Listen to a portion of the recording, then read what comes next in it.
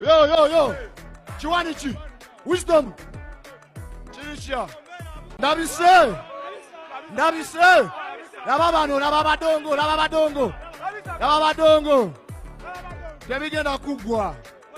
Tebigenda kugwa batutire wano lero. Lero batutire wano. Lero batutire wano abafangoni. Telefu oli ku John K Media mwebale nnyo okubanga mutulaba yonna gye musinzira mu bitundu by'eggwanga eby'enjawulo. Nze John K Uganda tubeebaza abagenda maaso n'okubanga musubscribinga abakomentinga n'abasharinga. Mwebale nnyo mwebale ddala. Ate n'abakubeera ng'okikola beera ng'okikola such that ojja kubeera ng'ofunanga notification bwe tunaabeera nga tutaddengayo video ezeefaananyiriza nga eno.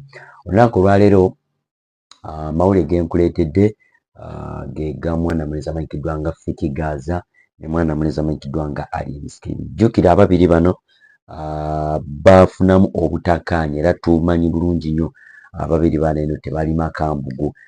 Era over the weekend sadi z'e Kampala ye Kansanga radio emanyikiddwa nga Galaxy FM yabadde etegese zina awards era nga zabadde zisiima abayimbi ababadde balabise obulungi omwaka ogwedde ogwa 2023. Wabula zina awards eno zasobodde okuba nga zaamaamiddwa olutalo wakati wa FIK Gaza ne mwana mulezi amanyikiddwa nga Skin. Era eggaali zaabwe ebbiri zasobodde okuba nga zalwanaganye. Naddala mu kaseera ako FIK Gaza yabadde ali ku stage ng'ali mu kubeera nga performinga. Guno nno gwadde mulundi gwakubiri ng'eggaali zino eno beeyisaamu eggaali buli lwebeesanga nga bagezaako okubeera nga balwana. Era baali bakikolako ko side z'emakingi eyo Skin eggaali eno eya FIK Gaza bwe zasobola okuba nga zayeeyisaamu okkakkana nga balwanaganye. Waliwo n'omuntu omu eyafuna ebisago ebyali eby'amaanyi ennyo ddala naye okusinziira ku gava yagalaga nti agenda akuba ku matu era gye bujja ajja kubeera ng'abeera bulungi nnyo. Jjukira for the starters njagala okubeera nga nkutegeeza nti FIK Gaza ono abasinga mumumanyidde ku kayimba akamanyikiddwa nga njagala banana ke bayita banana remix gye bakola ne Dr. Jose Chameleone. Wabula alina n'oluyimba olwamanyikiddwa ng'essanyu olumanyi bulungi nnyo. Ndi mu ssanyu naawe ffe essanyu olutegeera bulungi nnyo olwo. So ze zimu ku nnyimba ebbiri zamanyikiddwako. Wabula FIK Gaza ono bwe nkugambyeko for the starters yaliko ko mu Fangoni Forest. Yaliko soja wabanafu abafangoni kitegeeza yaliko ku ggaali emanyikiddwa nga eya Skin. Naye n'ebitatambula bulungi n'asobola okuba nga avaayo, wabula bwe yavaayo ne yeetongola. Kati ndowooza abafangoni balaba agezaako okubeera nga abayisaamu amaaso n'okubeera nga atunula mukama waabwe mu kamwa. Y'ensonga lwaki embiranye eno weeriyanye ddala. Olutalo olwo bwe lwawedde n'asobola okuba nga nafunyeko ku FIK Gaza n'abeera nga atunnyonnyola biki ebyasobola okuba nga byabaddewo naddala wali ku zina awards ezabaddewo, n'atuula ki ekyabaddewo nga eggaali ye eya FIK Gaza ne Skin bagezaako okubeera nga balwanagana. Okusinziira ku FIK Gaza agamba nti Skin ono yamulumba. Skin ono yamulumba. Ayinza obutabeera Skin direct naye basooja be abafongoni soja basobodde okuba nga bagezaako okubeera nga babazoganya. Era n'agamba nti era n'akikiriza nti kituufu FIK Gaza yalikoko mu Fangoni Forest naye n'asooka nga avaayo. Agamba ensonga eyamugjayo nti Skin yali tagezaako okubeera nga amuwa opportunity kugamba ye yayagala abeere ngaawo nga naye amulabira bulabirizi bw'agenda n'ayiga amuwe ku munyago, wabula tayagala kubeera ng'amuwa ebikozesebwa okubeera nga ayiga. Waliwo n'amawulire agayitingana nti FIK Gaza ono yayagalako kolabo ne Skin, wabula Skin n'agaana. Okusinziira ku basoldiers okuva waliri mu Fangoni bagamba nti Skin yalaba FIK Gaza n'amugamba yali akyabulamu. Kati ate ekyo ekyaleetera FIK Gaza okubeera ng'anyiiga n'asalawo okubeera ng'ayabulira Fangoni Forest n'abeera nga agenda side z'e Gaza eyo n'abeera ng'atandika obulamu obubwe. Naye agamba nti tajja kuzikiza okuggyako nga aba Skin basobodde okuba nga bakoze ki, aba Skin basobodde okuba nga nabo balekeddeawo okubeera nga babalumba kubanga bw'ova alina okuba omuntu kitegeeza obeera nga amukutteko.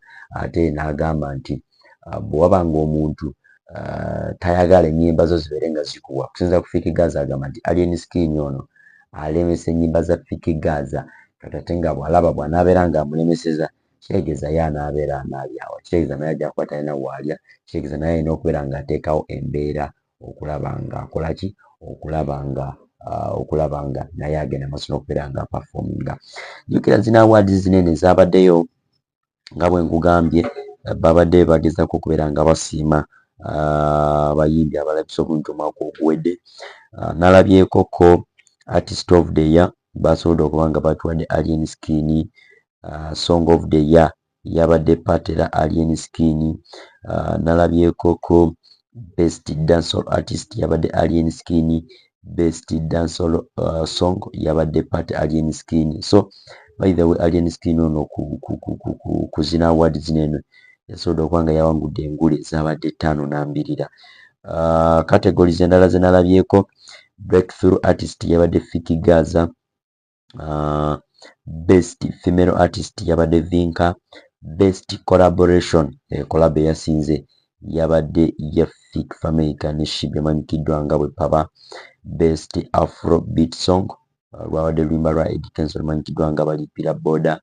Best Contemporary Urban Artist yabadde Vairota, ate nga Best Contemporary Urban Song lwabadde lwa Vinka ne Dax Vibe lumanyikiddwa nga Believe. Best Comedy Content Creator babadde ba Maurana Dre. Nalabyeko kawo Best Producer yabadde Di Mario. Best Luga Flow oba Rap Song okwepikya okuva ewa Gravity.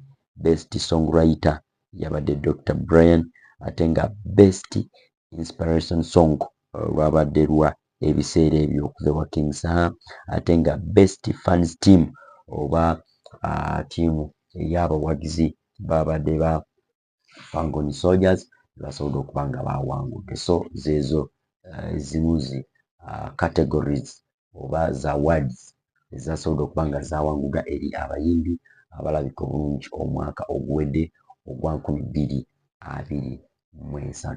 Njagala kubeera nga nkuwako wano eno ka video ka audio nafunye ka audio okuva omwana muliza amanyikiddwa nga FIK Gaza ng'agenda maaso n'okubeera nga awera eri mwana muliza amanyikiddwa nga Alien Skin ng'amugamba baaba sijja kuzikiza era bw'otagamba ku bataano bo ne balekerawo okubeera nga batuyisaamu eggaali, naffe tetujja kubeera nga tupowa, naffe tujja sigala nga tukyagenda maaso n'okubeera nga tulumbisa. Bamala okulya mayirungi nga batuddako shigera tebagala nnyimba zaffe zitambule naye zinatambula bya kigulu. Tekitegeeza naye waba kyayagala kigendagenda maaso nga bwakyagala kuba bagamba kyoyagala kituuka ne kituukirira. Abaana be batambula nabo gwe beefula ngu bakanyama kumbe badongo. Sina kyekuleetingawo nga nze abantu bange oba shigera oba bafaani bange bebageza okuba nga bawanika muntu waabwe naate bali baliko enkokora oba shigera yanzolera kubanga nze nali muyimbi muto nga nkyaliwe ngirawo ndaba wendi ne Wisdom oshegera netukagoba naye kulasi teyampanika. Nze taata wange gwepiranga daddi wange Dr. Chameleon eyavayo nampanika obushegera n'abalala bangi naye ye teyasobola oshegera. Kati buno obudde alabira ddala nga ndi wakabi oba n'abantu bwe bakubira ddala enkokola shegera baba balabira ddala nga mbasuseeko nnyo aye nga n'akalimu tebanakawulira naye kerabidingoza mba muzirabe ezibu era bweneetongola kati bw'obuzibu bweraba oshegera bw'okuba omuntu wange ekitegeeza nange nkyabagenda kujja tubimale oshegera lirivako tetugenda kwasaganya kintu kikulu ye kyabakola ayogere n'abaana be bushegera balekerawo tulumbagana kwafe abegaza tebatulumba kozi nga mwagala lero mutukube enkya tukomewo lero mutukube enkya tukomewo lero mutukube enkya tukomewo okuba omuntu wange oba ng'akola emirimu gyabe olwokuba alina omulimu gwankoledde oba otulumbye betali mbeera nungi n'agenda aterera tugezaako muteekamu ssente entonotono ze tulina eno mu ggeto ngaawo okimanyi. Abayimbi abaliko oludwe lwaffe nze ndi seefu okugyako ye ali mu gavumenti atali seefu. Ye nga ye atambula ne tiyagaasi okutukuba makimu tiyagaasi mu maaso abaana bange bona aba bakubye tiyagaasi oshegera